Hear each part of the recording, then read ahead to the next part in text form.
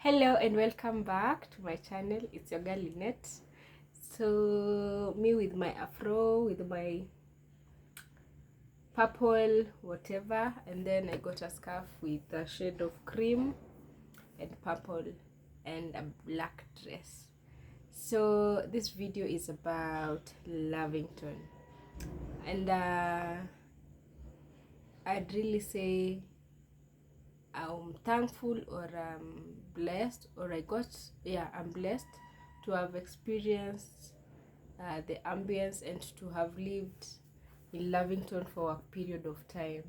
And actually, uh, I was able to be myself in that space. I grew there as a child, and then also I came back when I was an adult. And it's not that my parents were actually not were living there, no. And the majority didn't know that. Actually, for the people I interacted with, they didn't know that. And I even remember an instance when we were doing a play at church. There is this friend of mine who was dropping me in the evening, and alikuwa like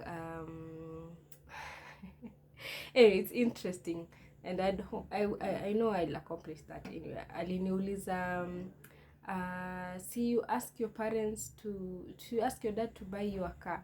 And I was like, yeah, I will actually do so. So everyone who I was relating to or with thought that I lived there, and I'm sure even the people I was interacting. And actually then, being asked that question, I was around 18, 19, no, yes, 18, 19 years.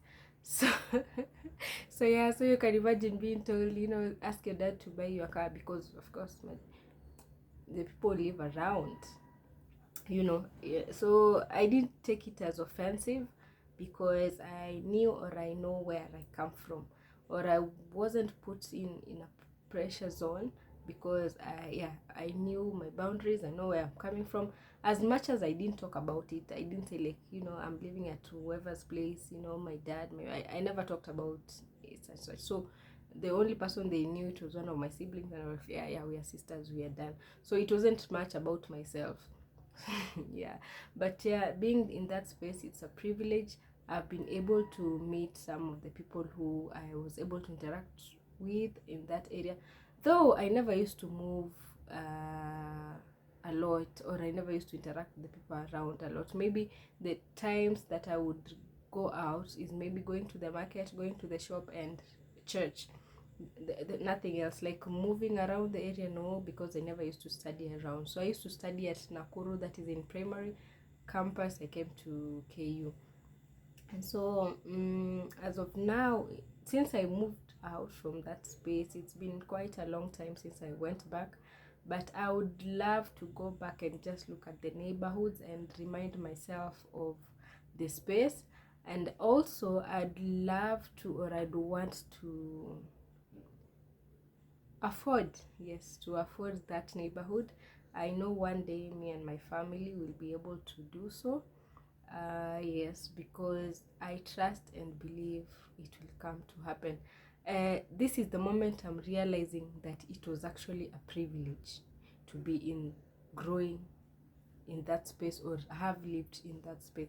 It's actually a blessing. Yeah, even looking at houses, the purchasing price and everything, I'm like, yes. So I need even to work hard to do extra. I know that it requires a lot to be able to afford the neighborhood, or even afford living in that area, but I know this will be, or is bound to happen.